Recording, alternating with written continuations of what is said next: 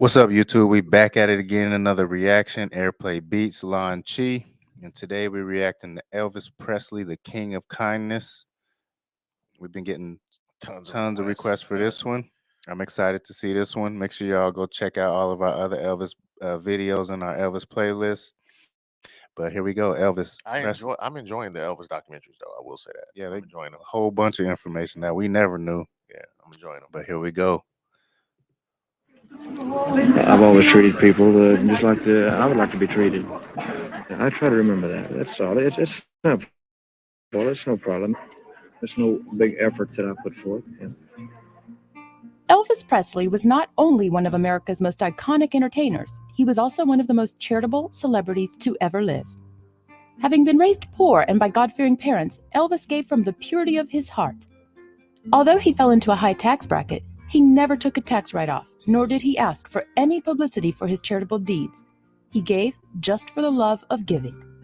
While his many good works would be impossible to list, we'll highlight as many as possible, starting with his $1,050 donation to his old high school, which made it possible for all of the students to attend the annual E.H. Crump Memorial Football Game for the Blind in Memphis, Tennessee.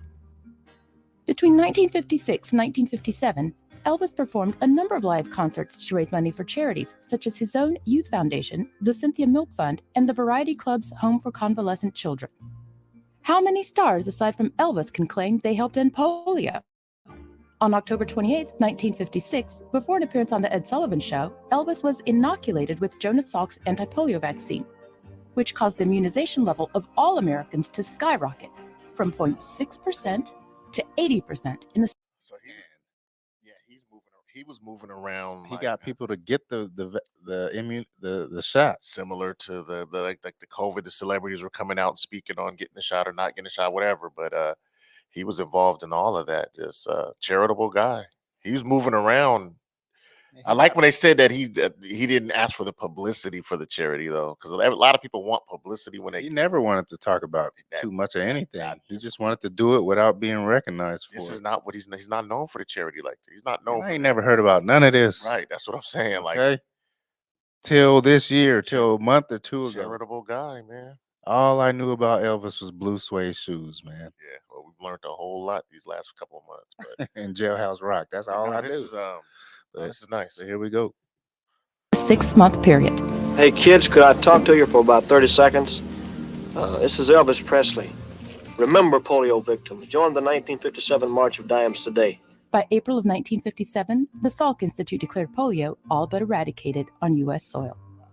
On January 6, 1957, during his third appearance on The Ed Sullivan Show, Elvis requested Mr. Sullivan ask those watching to send urgent financial contributions to help relieve the plight of some 250,000 Hungarians affected by the Soviet invasion of their country. Because he feels so keenly, this young man feels so keenly about Hungarian relief, he urges all... Wait a minute. Yeah.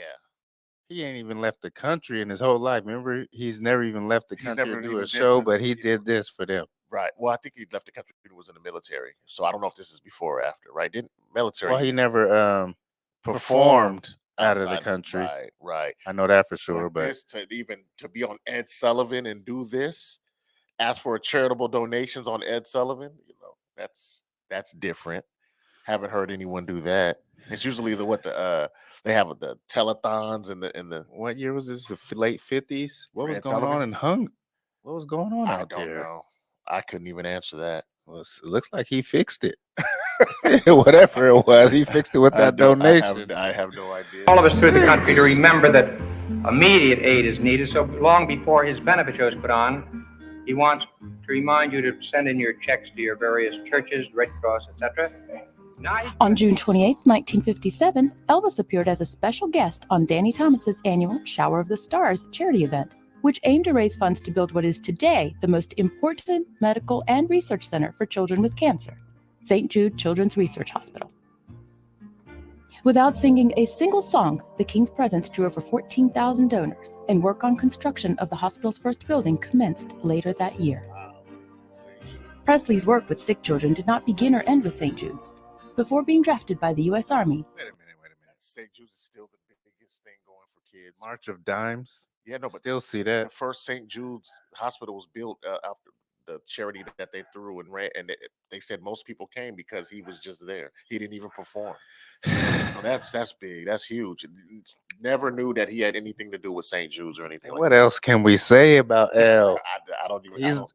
He was the man. I don't know what else there is to say. But this is seeing. I didn't know this. the human We side keep of people learning like more this, and more yeah. stuff though. Yeah. Last it was Sam Bell about his childhood. Now the charitable. This is the early, like the 50s, after, like when he started blowing up. This is early. Yeah, this is the 50s. This is early. This is not the 70s. Yeah, so this is a whole new ball game that we're learning about. He often visited hospitals to comfort children faced with life-threatening illnesses and donated the hundreds of stuffed animals that he had received from fans worldwide to them.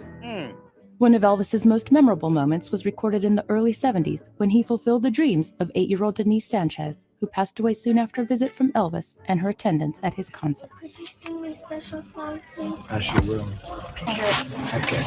How about that? Oh, thank you so much. Elvis would often visit with Graceland's secretary, who, among other tasks, sorted his mail. If a photograph or a request or a story touched Elvis, he would immediately take steps to help the sender. Whether it was paying off people's debts or their mortgages, helping a family whose father had died in the line of duty, buying someone a home or a car, or giving a disabled person a new wheelchair. If Elvis knew about it, he helped. One such request came from young Wardie Anderson, who asked Presley to sponsor her bike ride for children with diabetes. The king responded by pledging $5 per mile, which was much higher than the going rate of 5 cents per mile. During his lifetime, Elvis donated a number of vehicles for his good causes, including a red Ford Thunderbird to the March of Dimes and one of his own Rolls Royces to a charity for mentally retarded children. In 1964, Elvis bought the Potomac, FDR's presidential yacht, and donated it to St. Jude's, who sold it to raise about $55,000. On March 25, 1961, Elvis performed a benefit concert in Hawaii to raise money for the USS Arizona Memorial at Pearl Harbor. The concert raised over $65,000, and a plaque was prominently placed at the memorial site, acknowledging Elvis's efforts in raising the funds. Sadly, the plaque was removed due to unknown, possibly political reasons. Hawaii was also the location of Elvis's most famous concert for charity, Aloha from Hawaii. The 1973 concert was the first to be broadcast live by satellite. It was viewed by a record audience of over 1 billion people worldwide.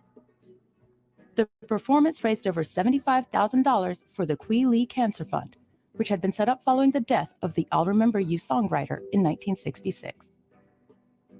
In 1975, Elvis raised in excess of $100,000 at a concert in Jackson, Mississippi for victims of a tornado. Man, so he wasn't even getting paid for his concerts. Like he was doing a lot of charitable concerts.